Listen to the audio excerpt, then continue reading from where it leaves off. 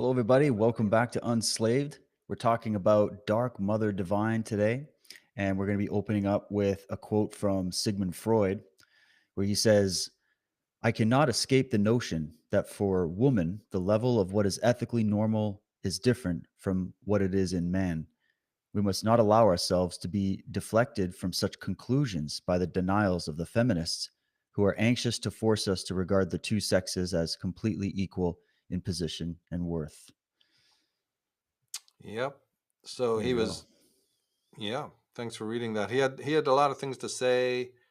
Remember, you're getting individual women coming in for psychotherapy, but individual women don't realize that the confessions, and this is the same for men, that you may be making individual statements about your hangups and everything. But if I see 1,000 women, then obviously you don't have to be Freud to realize that there's a generalization of this.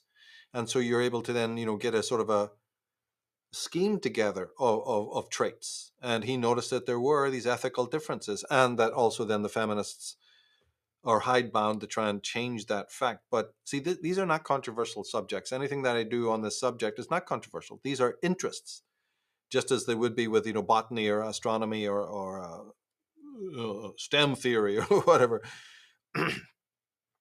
So people need to really understand that, and that his teachings were backed up by your Alice Millers and your Karen Hornets on some of the technical points, and even your Julius Christevas. When you really get into it, you find out extraordinary confirmation of Freud, as well as their attempts to rebut him.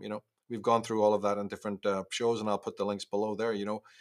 But of course, whenever there's a question of ethics, whether it's women or anybody else, the trouble is that, well, take this case in point of women.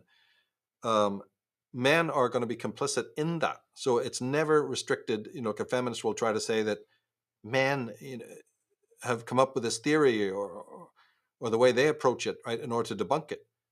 No, because man is the foremost culprit in the sense that historically he's complicit. He hasn't called women out on their subtle manipulations, their unethical behavior, and it just seems to be a default in nature, which nobody can do anything about, that men's violence tends to be, right, generally open and very conspicuous, whereas women's form of violence and all is much more hidden. So we need to look at those things and ask, why is that? That's just a default. Nobody uh, by will arranges that. Not really. You might will it later when you know that the rule is, I can act evilly in a subtle way. But I'm just trying to make it very much simple, and is that men are as equally at fault for just having this block when it comes to women's duplicity. Oh, it's okay. We always forgive a woman one murder. Come on, it's easy, and all of this. And so there is definitely something skewed that the moment that you start to study typologies, you come across this.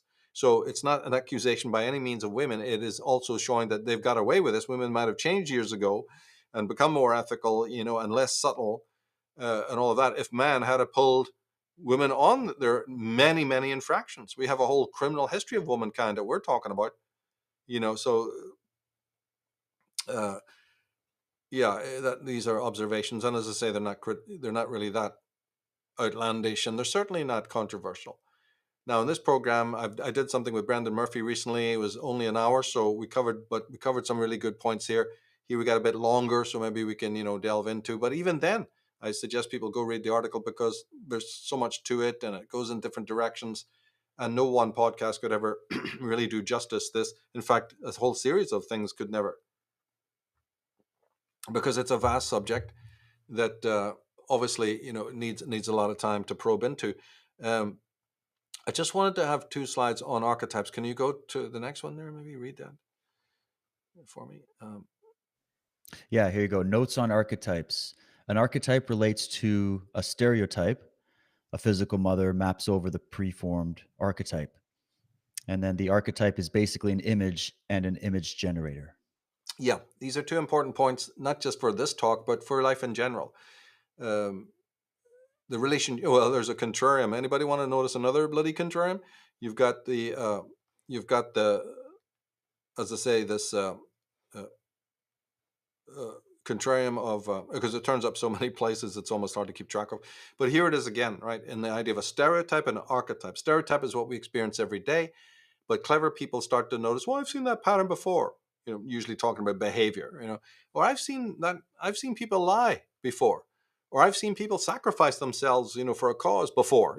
So it turns out that there's an archetypal, cynicism or skepticism or optimism, right? So it's not just one individual stereotype that's like that. You find that there's sort of patterns, and a lot of people can't put their finger on it because they never study it. But most everybody knows that there's a certain pattern there, which when you study it can manifest in all sorts of ways: patriotism, political beliefs.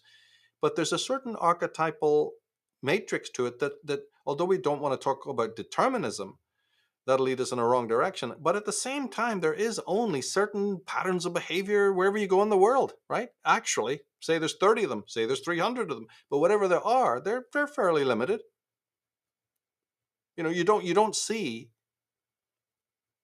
completely kaleidoscopic stuff like you've just taken some, LSD or something. You don't see that in the world.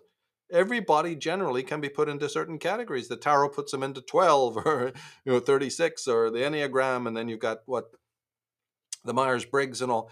So this has all been accepted that there's typologies.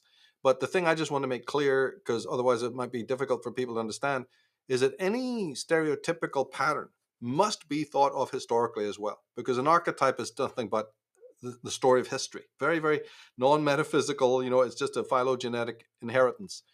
But the other more subtle thing about an archetype is that they're image generators. And you don't get a lot of people actually mentioning this. They are themselves images, as I said, gleaned from the accretion of experiences through time, um, and also they generate images. We really really got to remember that. But let's go to the next one, just to get these like basic principles in.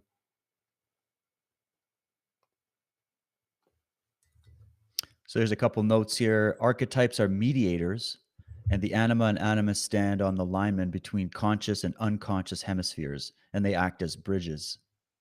Mhm. Yeah, that's another important point to make, because that's what they are. You're just describing what an archetype is. It stands on the lineman between what Jung called the objective psyche, which is a really better term for it than collective unconscious, which is sort of like collective unconscious. Then there's a collective conscious. You see, and it gets all mixed up. But objective psyche means that the psyche in your head is as foreign to you on one level as is external things. So there's another blinking contrarium, or what we might call a dualism, although that's such a wide, that can mean many things. But there it is, a basic dualism between the introvert and the extrovert, the archetype and the stereotype, the two hemispheres of the brain, and then you've got this objective psyche. Now, it's probably one of Jung's greatest discoveries. We don't want to talk about it here, but it is one of his greatest discoveries.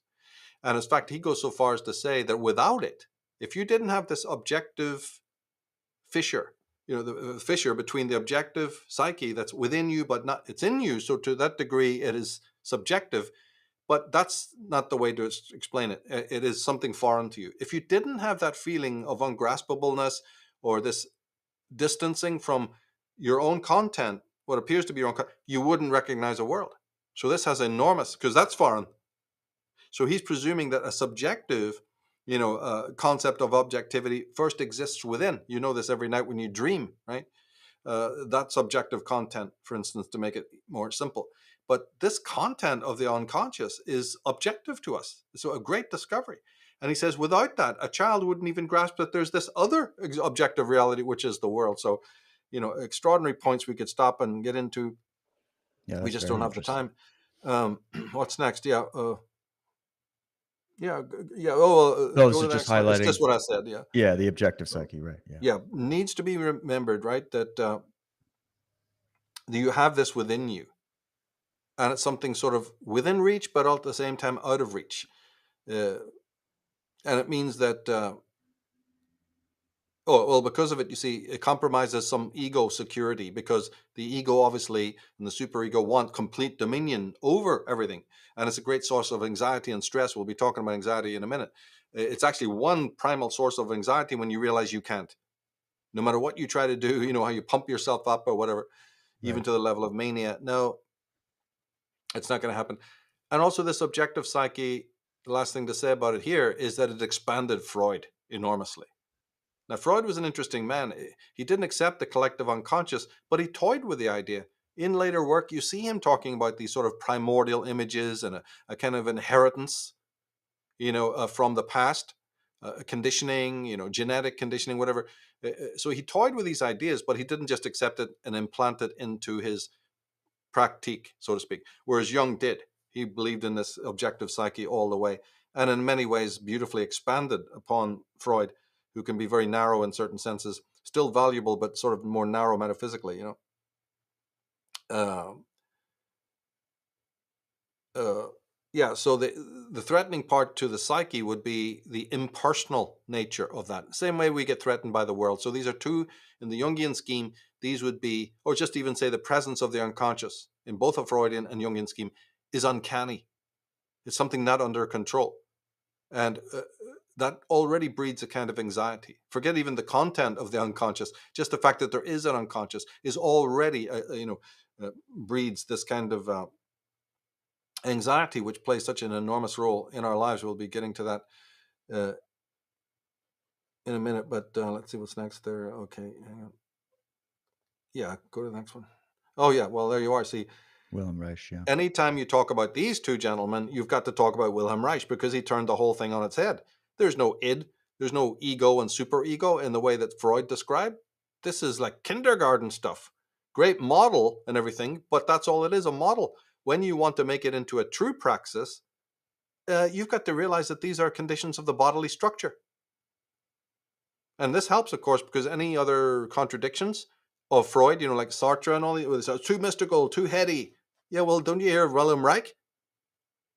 He addressed that same thing, that it might be too heady and too architectotronic, and then when you open a head, you don't find any of this stuff going on. No gremlins, and no ids, and he's already moved us all forward.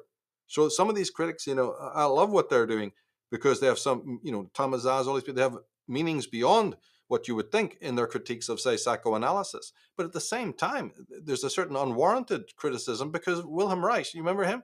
He already sorted it out for you, where the ego is this, the skin, the surface that faces the world. The superego is the structure, and the mia fascia and the musculature. We just did a thing with Caleb on this to unpack it further. And the id would be then the core self. And this man's work needs to always to be brought in here. It's vitally important, actually. Recontextualize Freud. You'll hear seminar after seminar about Freud, and they never mention Reich, so they're still caught in this old paradigm. And basically, he's saying that the so-called unconscious, what really fascinated me about this, is that the unconscious, the id, is the body, the core of the body.